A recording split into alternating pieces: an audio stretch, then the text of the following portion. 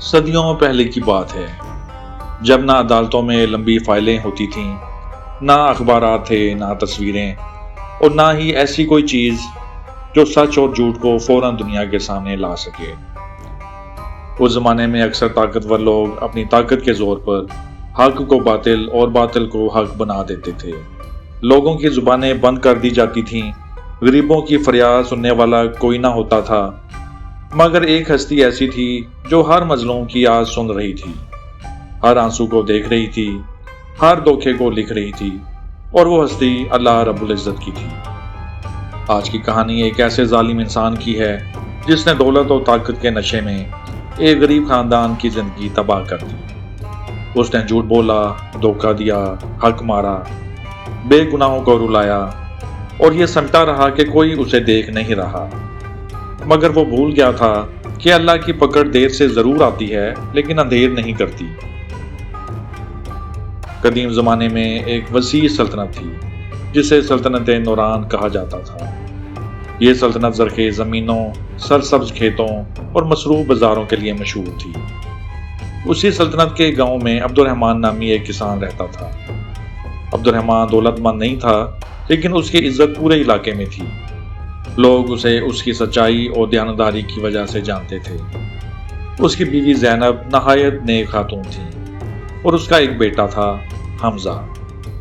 عبد الرحمن اکثر اپنے بیٹے سے کہتا، بیٹا انسان دولت سے نہیں کردار سے بڑا بنتا ہے۔ حمزہ یہ باتیں غور سے سنتا تھا۔ اسے معلوم نہیں تھا کہ جلد ہی اس کے خاندان پر ایک ایسا طوفان آنے والا ہے جو ان کی پوری زندگی بدل دے گا۔ اس علاقے میں سردار جلال نامی ایک جاگیردار رہتا تھا۔ اس کے پاس سینکڑوں ایکڑ زمین تھی، درجنوں نوکر تھے، گھوڑے، محل اور دولت کی کوئی کمی نہ تھی، مگر اس کا دل لالچ سے بھرا ہوا تھا۔ اسے دوسروں کی خوشی برداشت نہیں ہوتی تھی۔ وہ ہمیشہ دوسروں کی زمینیں ہتھیانے کے منصوبے بناتا رہتا تھا۔ ایک دن وہ اپنے محل کی بالکونی سے عبد الرحمن کے کھیت دیکھ رہا تھا۔ وہ زمین علاقے کی سب سے زرخیز زمین تھی۔ اس کی آنکھوں میں لالچ چمکنے لگا۔ اس نے اپنے مشیر سے کہا، مجھے یہ زمین چاہیے۔ مشیر نے کہا، لیکن وہ زمین تو عبد الرحمن کی ہے۔ جلال ہنسا، دنیا میں ایسی کوئی چیز نہیں جو سونے یا طاقت سے حاصل نہ کی جا سکے۔ اگلے دن جلال نے عبد الرحمن کو بلایا، اسے سونے کے سکوں سے بھری تھیلی پیش کی۔ اپنی زمین مجھے بیچ دو۔ عبد الرحمن نے ادب سے جواب دیا، یہ زمین میرے باپ دادا کی نشانی ہے، میں اسے نہیں بیچ سکتا۔ جلال کے چہرے کا رنگ بدل گیا۔ اس نے پہلی بار کسی کو اپنی بات رد کرتے دیکھا تھا۔ اسی لمحے اس نے دل میں فیصلہ کر لیا، اگر زمین خوشی سے نہیں ملے گی تو چھین لی جائے گی۔ عبد الرحمن کے انکار کے بعد سردار جلال کے دل میں آگ بھڑک اٹھی۔ اس رات وہ اپنے محل کے ایک خفیہ کمرے میں بیٹھا تھا۔ دیواروں پر جلتے ہوئے مشلدان ہلکی ہلکی روشنی پھیلا رہے تھے۔ کمرے میں صرف جلال اور اس کا خاص مشیر قاسم موجود تھے۔ جلال غصے سے میز پر مکہ مارتے ہوئے بولا، ایک معمولی کسان نے میری بات ٹھکرا دی۔ قاسم نے سر جھکا کر کہا، حضور طاقتور لوگ کبھی انکار برداشت نہیں کرتے۔ جلال کی آنکھوں میں خطرناک چمک پیدا ہوئی۔ اگر عبد الرحمن زمین بیچنا نہیں چاہتا تو ہم اسے زمین رکھنے کے قابل ہی نہیں چھوڑیں گے۔ یہ سنتے ہی قاسم کے ہونٹوں پر شیطانی مسکراہٹ آ گئی۔ اگلے کئی دنوں تک خفیہ ملاقاتیں ہوتی رہیں، جھوٹے گواہ تلاش کیے گئے، سرکاری کاتبوں کو رشوت دی گئی، جعلی دستاویزات تیار ہونے لگے، ایسے کاغذات جن میں یہ ظاہر کیا گیا کہ عبد الرحمن کی زمین دراصل جاگیردار کی ملکیت تھی۔ قصبے کے کچھ لالچی لوگ بھی اس سازش کا حصہ بن گئے۔ سونے کے چند سکوں نے ان کا ضمیر خرید لیا تھا۔ ادھر عبد الرحمن اپنے کھیتوں میں مصروف تھا۔ اسے معلوم تک نہ تھا کہ اس کے خلاف اندھیرے میں ایک ایسا جال بنا جا رہا ہے جو اس کی پوری زندگی بدل دے گا۔ ہر شام وہ اپنے بیٹے حمزہ کو ساتھ لے کر کھیتوں کا چکر لگاتا۔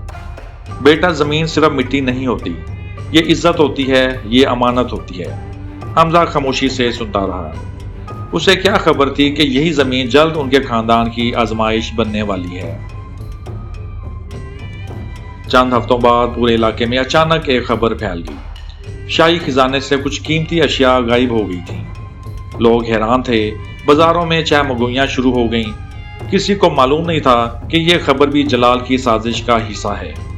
چند دن بعد شاہی سپاہی عبد الرحمن کے گھر پہنچ گئے۔ لوہے کی زرہیں پہنے سپاہیوں نے دروازہ زور سے کھٹکھٹایا۔ زینب خوفزدہ ہو گئی۔ حمزہ اپنی ماں کے پیچھے چھپ گیا۔ عبد الرحمن باہر آیا۔ سپاہیوں کے سردار نے بلند آواز میں اعلان کیا، عبد الرحمن، تم پر شاہی خزانے کی چوری اور سلطنت کے خلاف سازش کا الزام ہے۔ یہ سن کر عبد الرحمن کے قدم لڑکھڑا گئے۔ یہ جھوٹ ہے، میں بے گناہ ہوں، مگر کسی نے اس کی بات نہ سنی۔ سپاہیوں نے گھر کی تلاشی لی اور حیرت انگیز طور پر وہی قیمتی اشیاء وہاں سے برآمد ہو گئیں جو اصل میں جلال کے آدمیوں نے پہلے سے چھپا رکھی تھی۔ زینب چیخ اٹھی۔ حمزہ رونے لگا۔ عبد الرحمن سمجھ گیا کہ یہ سب ایک منصوبہ بند سازش ہے، مگر اس کے بعد اپنی بے گناہی ثابت کرنے کا کوئی راستہ نہ تھا۔ عبد الرحمن کو زنجیروں میں جکڑ کر شہر کے قید خانے میں ڈال دیا گیا۔ قید خانہ نم اور تاریک تھا۔ دیواروں سے نمی ٹپک رہی تھی، اندر سے سسکیوں کی آوازیں آ رہی تھیں۔ پہلی رات عبد الرحمن زمین پر بیٹھا آسمان کی طرف دیکھنے لگا۔ قید خانے کی چھت میں ایک چھوٹا سا سوراخ تھا، وہیں سے آسمان کا ایک ٹکڑا نظر آ رہا تھا۔ اس کی آنکھوں سے آنسو بہنے لگے۔ یا اللہ، تو جانتا ہے کہ میں بے قصور ہوں، اگر میری آزمائش ہے تو مجھے صبر عطا فرما۔ اسی وقت اسے اپنے والد کی نصیحت یاد آئی، مظلوم کی دعا اور اللہ کے درمیان کوئی پردہ نہیں ہوتا۔ یہ الفاظ اس کے دل کو سہارا دینے لگے۔ ادھر گاؤں میں اس کا خاندان تنہا ہو چکا تھا۔ لوگ دور رہنے لگے تھے، جو کل تک عزت دیتے تھے آج شک کی نگاہ سے دیکھ رہے تھے۔ عبد الرحمن کی گرفتاری کے بعد خاندان پر مصیبتوں کے پہاڑ ٹوٹ پڑے۔ آمدنی کا واحد ذریعہ ختم ہو گیا۔ کھیتوں پر جاگیردار کے آدمیوں نے قبضہ کر لیا۔ گھر میں آہستہ آہستہ راشن ختم ہونے لگا۔ زینب کئی دن خود بھوکی رہتی اور کھانا حمزہ کو کھلا دیتی۔ ایک رات حمزہ نے دیکھا کہ اس کی ماں نے کچھ نہیں کھایا۔ اس نے اپنی روٹی کا ٹکڑا ماں کی طرف بڑھایا۔ امی آپ کھا لیں۔ زینب کی آنکھوں میں آنسو آ گئے۔ اس نے بیٹے کو سینے سے لگا لیا۔ میرا بیٹا بہت بڑا انسان بنے گا۔ اسی رات زینب سجدے میں گر گئی۔ اس کی ہچکیاں بند گئی تھیں۔ یا اللہ، اگر تو چاہے تو ایک لمحے میں سب بدل سکتا ہے، ہمیں تنہا مت چھوڑنا۔ آسمان خاموش تھا، مگر اللہ خاموش نہیں تھا۔ وقت گزرتا رہا۔ حمزہ اب بچہ نہیں رہا تھا۔ مشکلات نے اسے وقت سے پہلے بڑا کر دیا تھا۔ ایک شام وہ اپنے والد کے سنسان کھیتوں کے کنارے کھڑا تھا۔ سورج غروب ہو رہا تھا۔ سنہری روشنی ویران زمین پر پڑ رہی تھی۔ حمزہ نے مٹھی بھر مٹی اٹھائی۔ اس کی آنکھوں میں آنسو آ گئے۔ ابا، میں وعدہ کرتا ہوں کہ ایک دن سچ ضرور سامنے لاؤں گا۔ میں آپ کی بے گناہی ثابت کر کے رہوں گا۔ اسی لمحے دور محل کی بالکونی میں کھڑا جلال اپنی کامیابی پر مسکرا رہا تھا۔ اسے لگ رہا تھا کہ وہ جیت چکا ہے، مگر وہ نہیں جانتا تھا کہ اللہ کی تدبیر خاموشی سے اپنا راستہ بنا رہی تھی۔ وہ دن دور نہیں تھا جب اس کے ظلم کی بنیادیں ہلنے والی تھیں۔ وقت خاموشی سے گزرتا رہا۔ 10 سال بیت چکے تھے۔ وہ ننھا سا حمزہ اب ایک مضبوط، باوقار اور ذہین نوجوان بن چکا تھا۔ مشکلات نے اسے توڑا نہیں تھا بلکہ نکھار دیا تھا۔ غربت نے اس کے جسم کو کمزور ضرور کیا تھا، لیکن اس کے ارادے کو فولاد بنا دیا تھا۔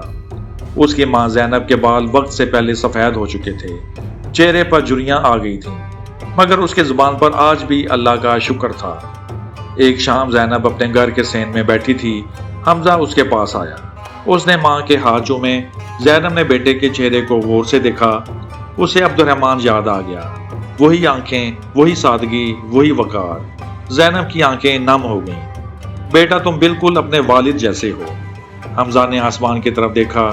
امی، ایک دن میں ابا کا نام ضرور صاف کروں گا۔ میں دنیا کو بتاؤں گا کہ وہ چور نہیں تھے۔ زینب نے آہ بھری۔ 10 سال گزر چکے تھے۔ لوگ اب اس واقعے کو بھول چکے تھے، مگر ایک بیٹے کے دل میں انصاف کی آگ آج بھی زندہ تھی۔ ایک دن حمزہ قریبی شہر گیا۔ وہ مزدوری کر کے واپس آ رہا تھا کہ اسے راستے میں ایک بوڑھا شخص ملا۔ اس کی حالت انتہائی خراب تھی۔ سفید داڑھی بکھری ہوئی تھی، کپڑے پھٹے ہوئے تھے۔ وہ زمین پر بیٹھا کانپ رہا تھا۔ حمزہ نے اسے پانی پلایا۔ بوڑھے کی آنکھوں میں تشکر کے آنسو آ گئے۔ بیٹا تمہارا نام کیا ہے؟ حمزہ۔ یہ نام سنتے ہی بوڑھا چونک گیا۔ کیا تم عبد الرحمان کے بیٹے ہو؟ حمزہ حیران رہ گیا۔ آپ میرے والد کو جانتے تھے؟ بوڑھے کی آنکھوں میں عجیب کیفیت پیدا ہو گئی۔ وہ آہستہ سے بولا، میں کئی سال قید خانے میں تمہارے والد کے ساتھ رہا ہوں۔ حمزہ کا دل زور سے دھڑکنے لگا۔ اس نے فوراً بوڑھے کے سامنے بیٹھ کر سوال کیا، میرے والد کیسے تھے؟ بوڑھا شخص رونے لگا۔ تمہارے والد بے گناہ تھے، میں نے اپنی آنکھوں سے دیکھا تھا۔ وہ ہر رات اللہ سے دعا کرتے تھے، انہوں نے کبھی کسی کے خلاف بد دعا تک نہیں کی۔ حمزہ کی آنکھوں سے آنسو بہنے لگے۔ یہ پہلی بار تھا جب کسی نے اس کے والد کی بے گناہی کی گواہی دی تھی۔ بوڑھے نے ایک راز بتایا۔ قید خانے میں ایک سپاہی تھا، وہ اکثر کہتا تھا کہ عبد الرحمان کے خلاف ثبوت جعلی ہیں۔ حمزہ کے دل میں امید پیدا ہوئی۔ وہ سپاہی کہاں ہے؟ بوڑھے نے ایک دور دراز گاؤں کا نام بتایا۔ حمزہ نے اسی وقت فیصلہ کر لیا کہ وہ اس سپاہی کو تلاش کرے گا، چاہے اسے مہینوں سفر کیوں نہ کرنا پڑے۔ اسی رات وہ گھر واپس آیا، زینب کو ساری بات بتائی۔ زینب خاموش ہو گئی۔ پھر اس نے آسمان کی طرف دیکھا۔ یا اللہ، کیا انصاف کا وقت قریب آ چکا ہے؟ دوسری طرف سردار جلال کا بیٹا احمد اب جوان ہو چکا تھا۔ وہ اپنے باپ کے برعکس نرم دل اور انصاف پسند تھا۔ اسے اکثر حیرت ہوتی تھی کہ لوگ اس کے باپ سے دل میں نفرت کیوں کرتے ہیں۔ ایک رات وہ محل کے پرانے حصے میں گیا۔ وہاں ایک بند کمرہ تھا جسے برسوں سے کسی نے نہیں کھولا تھا۔ تجسس میں اس نے دروازہ کھول دیا۔ کمرے میں گرد ہی گرد تھی، پرانے صندوق رکھے تھے۔ ایک صندوق کھولتے ہی اس کی نظر کچھ دستاویزات پر پڑی۔ ان پر عبد الرحمان کا نام لکھا ہوا تھا۔ احمد چونک گیا۔ اس نے کاغذات پڑھنے شروع کیے۔ جتنا وہ پڑھتا گیا اتنا ہی اس کے چہرے کا رنگ اڑتا گیا۔ یہ جعلی ملکیتی دستاویزات تھیں اور ان پر اس کے باپ کی مہر موجود تھی۔ اس کے ہاتھ کانپنے لگے۔ یہ کیسے ہو سکتا ہے؟ پہلی بار اسے محسوس ہوا کہ شاید اس کے والد نے کوئی بہت بڑا ظلم کیا تھا۔ اس رات احمد سو نہ سکا۔ وہ بار بار انہی دستاویزات کو دیکھتا رہا۔ ایک طرف اس کا باپ تھا، دوسری طرف انصاف۔ ایک طرف خون کا رشتہ تھا، دوسری طرف سچائی۔ اس کے دل میں شدید جنگ شروع ہو گئی۔ آخر وہ فجر سے پہلے اٹھا، وضو کیا اور تنہا بیٹھ گیا۔ یا اللہ، مجھے صحیح راستہ دکھا۔ یہ وہ لمحہ تھا جب اللہ کی تدبیر ایک نئے راستے پر چل پڑی تھی۔ جلال کو خبر تک نہ تھی کہ اس کے اپنے گھر میں اس کے خلاف گواہی پیدا ہو چکی ہے۔ کئی دن کے سفر کے بعد حمزہ اس گاؤں میں پہنچ گیا جہاں وہ سابق سپاہی رہتا تھا۔ وہ سپاہی اب بہت بوڑھا ہو چکا تھا، کمزور ہاتھ، جھکی ہوئی کمر، دھندلی آنکھیں، مگر حافظہ ابھی زندہ تھا۔ جب حمزہ نے اپنا تعارف کروایا تو بوڑھے سپاہی کی آنکھوں میں آنسو آ گئے۔ تم عبد الرحمان کے بیٹے ہو؟ حمزہ نے ساری ہلایا۔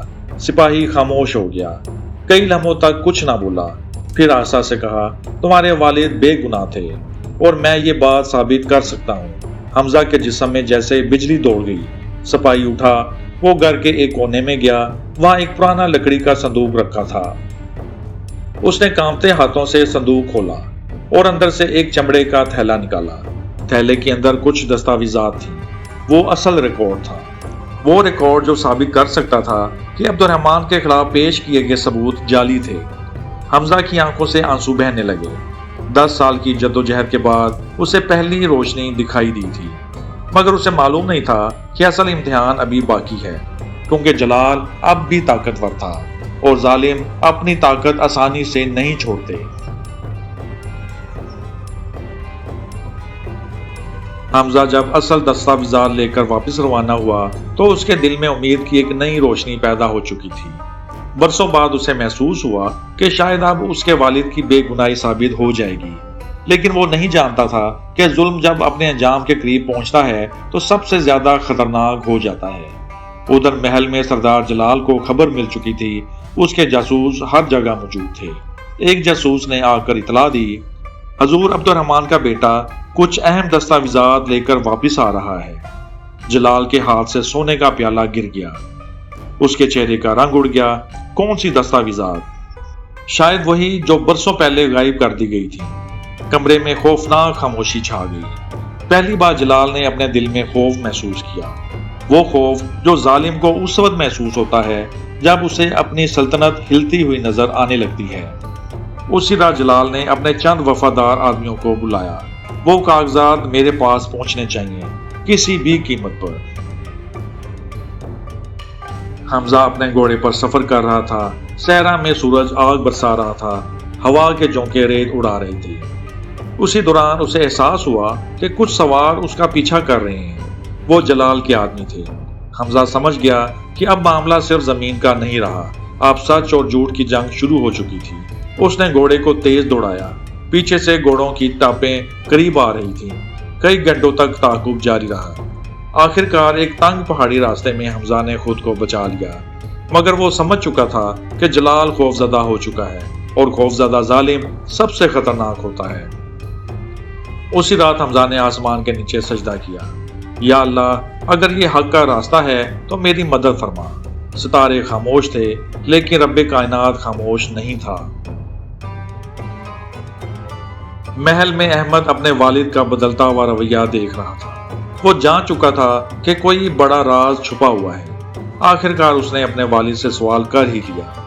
ابا، عبد الرحمن کے ساتھ کیا ہوا تھا؟ جلال خاموش رہا۔ مجھے سچ جاننا ہے۔ جلال غصے میں آ گیا۔ تم میرے بیٹے ہو یا دشمن؟ احمد نے پہلی بار آنکھوں میں آنکھیں ڈال کر جواب دیا، میں صرف حق کا ساتھ دینا چاہتا ہوں۔ یہ سن کر جلال کا چہرہ سرخ ہو گیا۔ حق طاقتور کے ہاتھ میں ہوتا ہے۔ احمد کے دل پر یہ جملہ بجلی بن کر گرا۔ اسی لمحے اسے یقین ہو گیا کہ اس کے والد واقعی ہی مجرم ہیں۔ اس رات احمد نے فیصلہ کر لیا، اگر ضرورت پڑی تو وہ اپنے باپ کے خلاف بھی گواہی دے گا۔ چند ہفتوں بعد پورے علاقے میں ایک بڑی مجلس بلائی گئی۔ سلطنت کے نمائندے بھی موجود تھے۔ علماء، معززین، تاجروں اور عوام کا ہجوم جمع تھا۔ حمزہ آگے بڑھا۔ اس کے ہاتھ میں وہ دستاویزات تھیں جو برسوں سے چھپی ہوئی تھیں۔ اس نے ایک ایک ثبوت پیش کیا، اصل رجسٹر، اصلی مہریں، اصل گواہ۔ پھر وہ بوڑھا سپاہی آگے آیا، اس نے گواہی دی۔ اس کے بعد وہ سابق قیدی آیا، اس نے بھی سچ بیان کیا۔ لوگ حیران رہ گئے، سرگوشیاں شروع ہو گئیں، اور پھر سب سے بڑا دھچکا آیا۔ احمد کھڑا ہو گیا، پورا مجمع خاموش ہو گیا۔ میں سردار جلال کا بیٹا ہوں، اور میں گواہی دیتا ہوں کہ میرے والد کے کمرے سے جعلی دستاویزات ملی تھیں۔ مجمع میں شور مچ گیا۔ جلال کے چہرے سے خون اتر گیا، اس کی ٹانگیں کانپنے لگی۔ برسوں سے بنایا گیا جھوٹ کا محل گرنا شروع ہو چکا تھا۔ کئی گھنٹوں کی سماعت کے بعد فیصلہ سنایا گیا۔ عبد الرحمن بے گناہ قرار پایا۔ اس کی زمین اس کے خاندان کو واپس دینے کا حکم جاری ہوا، اور سردار جلال کے تمام جرائم ثابت ہو گئے۔ مجمع میں خاموشی چھا گئی۔ حمزہ کی آنکھوں سے آنسو بہنے لگے۔ اسے اپنے والد یاد آ گئے۔ کاش وہ آج زندہ ہوتے، کاش وہ یہ دن اپنی آنکھوں سے دیکھ سکتے۔ زینب بھی رو رہی تھی۔ یہ غم کے آنسو نہیں تھے، یہ صبر کی جیت کے آنسو تھے۔ یہ اللہ کے انصاف کو اپنی آنکھوں سے دیکھنے کے آنسو تھے۔ حمزہ نے آسمان کی طرف دیکھا۔ ابا، آپ بے گناہ تھے، اور آج پوری دنیا جان گئی۔ فیصلے کے بعد جلال کی دنیا بدل گئی۔ وہی لوگ جو کل اس کے آگے جھکتے تھے، آج اس سے منہ موڑ رہے تھے۔ وہی دوست جو اس کے دسترخوان پر بیٹھتے تھے، آج اس کا نام لینے سے بھی کتراتے تھے۔ اس کی دولت آہستہ آہستہ ختم ہونے لگی۔ زمینیں چھن گئیں، محل ویران ہو گیا، نوکر چلے گئے، اقتدار ختم ہو گیا۔ ایک دن وہ تنہا اپنے محل کے سنسان صحن میں بیٹھا تھا۔ وہی محل جہاں کبھی جشن ہوتے تھے، وہی محل جہاں کبھی تکبر کی آوازیں گونجتی تھیں، آج وہاں خاموشی تھی، صرف خاموشی۔ جلال کی آنکھوں سے آنسو بہنے لگے۔ اسے عبد الرحمن یاد آیا، اسے زینب یاد آئی، اسے حمزہ یاد آیا، اور اسے اپنا ہر ظلم یاد آنے لگا۔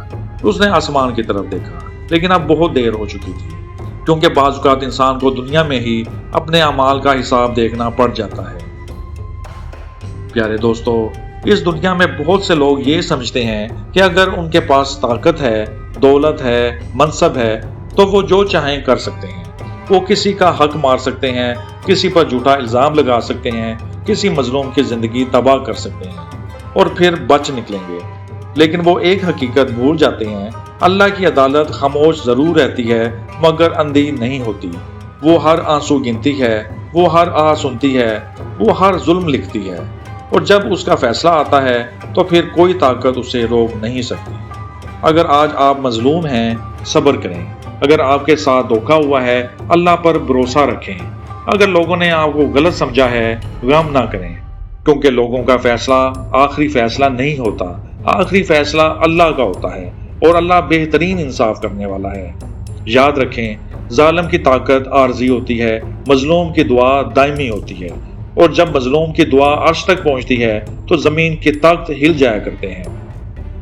اس لیے کبھی کسی کا حق نہ ماریں، کبھی کسی کے ساتھ دھوکا نہ کریں، کبھی کسی مظلوم کی بد دعا نہ لیں، کیونکہ اللہ سب دیکھ رہا ہے اور ظلم اور دھوکے کا حساب ضرور ہوتا ہے۔